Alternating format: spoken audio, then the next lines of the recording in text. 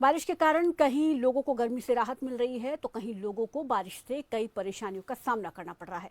बारिश का ये दौर देश भर में जारी है। मौसम से जुड़ी जानकारी के लिए दिल्ली से हमारी संवाददाता प्रियंका राय ने मौसम विभाग के वरिष्ठ वैज्ञानिक चरण सिंह से खास बातचीत की। सुनिए। धरती पर हर चीज का संतुलन होता है, संतुलन पानी का, हवा का। लेकिन हमने देखा कि पिछले 1-2 दिनों से जो तस्वीरें सामने आ रही हैं, देश के अलग अलग राज्यों में कहीं तबाही मची हुई है तो कहीं लोग बारिश के कारण आनंद उठाते हुए भी नजर आ रहे हैं। हमारे साथ बात करने के लिए खुद मौजूद हैं मौसम विभाग के सीनियर साइंटिस्ट चरण सिंह जी। उनसे जानेंगे कि आखिर इतनी बरसात के पीछे क्या कारण है। सर, जिस तरीके से आप लोगों ने कहा कि मॉनसून सेट इन हो गया है, यानी मॉनसून का सीजन आ गया है और इसी वजह से ये बारिश भी देखने को मिलेगी, लेकिन जिस तरीके से हमने देखा कि हिमाचल की अगर बात कर ले तो वहां तबाही मच गई है, कहीं बादल फट रहे हैं, कहीं कुछ। और जिस तरीके से दिल्ली वालों ने भी बारिश देखी, 2-3 दिनों से हम सड़कों पर देखते हैं, तस्वीरें आती हैं कि बच्चे जो हैं वो सड़कों पर पानी जमने के कारण जो स्विमिंग पूल सा बन गया है उसमें तैरते हुए नजर आते हैं। 2 जगह, अलग अलग राज्य, अलग अलग स्थितियां। कितने दिन चलेगी ये सब और क्यों हुआ ऐसा? देखिए, सबसे पहले मैं कारण बताना चाहूँगा कि कई बार क्या होता है कि कभी कभी जब मानसून का ऑनसेट फेज होता है तो उसका सामना वेस्टर्न डिस्टर्बेंस से हो जाता है। जो पूर्वी हवाएं हैं, जो खासतौर से प्लेन से पहाड़ों में पहुंचती हैं, तो ईस्टर्ली हवाएं मानसून की चल रही थी।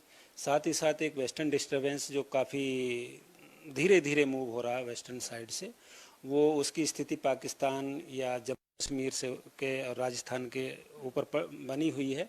और साथ ही साथ राजस्थान पे एक लो प्रेशर एरिया। जब भी ऐसे इवेंट्स कम्बिनेशन होता है वेदर का, तो उस केस में नॉर्थ वेस्ट इंडिया में बहुत ज़्यादा बरसात होती है, जो आपको पिछले 2 से 3 दिन से देखने को मिल रही है।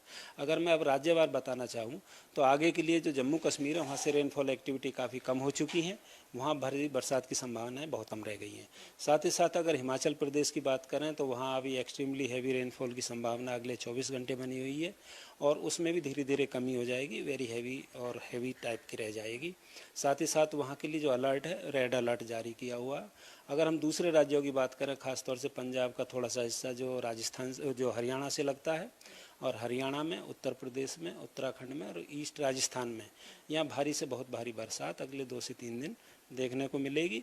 हालांकि पहाड़ों से ये कम हो जाएगी और ये हरियाणा राजस्थान से भी कम हो जाएगी, परंतु यूपी में अगले 4 से 5 दिन जारी रहेगी। और जहाँ जहाँ के लिए हमने भारी बरसात की चेतावनी दी हुई है वहाँ ऑरेंज कलर की अगले 2 से 3 दिन के लिए वार्निंग भी दी हुई है। और ख़ासतौर से हम हिमाचल की बात करें तो हिमाचल आज के लिए ज़्यादा प्रोन है, वहाँ के लिए हमने रेड अलर्ट जारी किया हुआ है। अब आते हैं दिल्ली के ऊपर। दिल्ली एनसीआर में जो 2 दिन बहुत बरसात देखने को मिली, उसमें आज थोड़ी कमी हो जाएगी और ये आइसोलेटेड टाइप की हैवी रेन की संभावना है, परंतु यहाँ रेनफॉल एक्टिविटी अगले 3 से 4 दिन यानी कि लाइट टू मॉडरेट टाइप की चलती रहेगी। सर, बादल फटना किसे कहते हैं? क्योंकि हमने देखा कि कल कुछ तस्वीरें आई हिमाचल प्रदेश से जहां बादल फट गया और सैलाब, जन सैलाब देखने को मिला। बारिश जो है, पानी जो है वो जल बहाव इतना हाई था कि घरों को बहा के ले गया। तो अगर लेमैन लैंग्वेज में समझे, बादल फटना किसे कहते हैं? जनता समझना चाहेगा कि जिस तरीके से बादल फट जाता है तो इस तरीके से एक्टिविटीज को कैसे कंट्रोल किया जा सकता है? क्या ये मैन कंट्रोल में होता है? देखिए, बादल फटना एक ऐसी घटना है कि जब हवाएं एक दूसरे से टकराती हैं और वहाँ क्लाउड होते हैं, तो उनके जब हवाएं आती हैं और क्लाउड जो एक जगह में स्टेगनेट हो जाता है तो उसका वर्टिकल हाइट बढ़ता है। जब वर्टिकल यानी कि उसका जो ऊंचाई बढ़ जाता है तो उसमें जब रेनफॉल स्टार्ट होती है तो उसकी जो रफ्तार होती है रेन की बहुत तेज़ होती है। तो रेन की रफ्तार अगर 10 सेंटीमीटर 1 घंटे में निकल जाती है तो ऐसी स्थिति को क्लाउड ब्रस्ट कहते हैं। परंतु इसका अभी सटीक पूर्वानुमान करना डिफ़िकल्ट है, पर वो एरिया बता दिए जाते हैं कि जहाँ भारी बरसात की संभावना है। तो क्लाउड ब्रस्ट जैसी घटना, वैसे अगर हम पीछे 2 से 3 दिन की बात करें तो ऐसी कोई घटना इवेंट्स आईएमडी के उसमें ऑब्जर्वेशन में नहीं आई है। सर, मैं पंजाब के संदर्भ में जरूर जानना चाहूंगी। आपने कहा कि पंजाब में भी बारिश होगी, कम होगी पहले की अपेक्षा। हरियाणा में भी होगी, कम होगी पहले की अपेक्षा। हरियाणा का कौन सा एरिया होगा जो बारिश से ज्यादा प्रभावित होगा और पंजाब का कौन सा एरिया होगा जहां बरसात ज्यादा होगी? देखिए, जैसे जैसे वेस्टर्न डिस्टर्बेंस ईस्ट की तरफ आ रहा है, जे&के और पे इसका असर है, तो जो रेन बेल्ट भी इसी तरह से ईस्ट की तरफ शिफ्ट होती है। तो जो पंजाब के जो ज़िले जो नॉर्थ हरियाणा से लगे हुए हैं वो ज़्यादा प्रोन आज रेन के लिए हैं।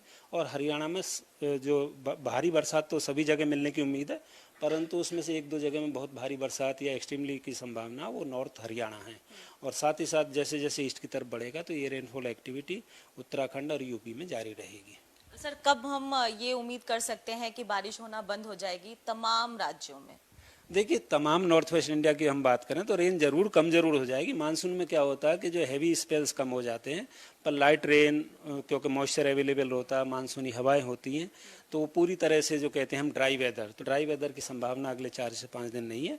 उसमें जरूर लाइट रेन, कहीं मॉडरेट रेन टाइप की मिलती रहेगी। बहुत बहुत धन्यवाद आपका।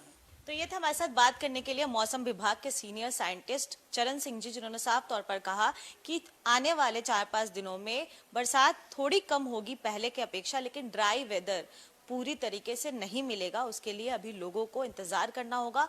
बहरहाल अभी पंजाब, हरियाणा, हिमाचल की अगर बात करें तो बरसात वहां भी होगी। नई दिल्ली से कैमरा पर्सन रोहन के साथ मैं प्रियंका राय, खबर फास्ट।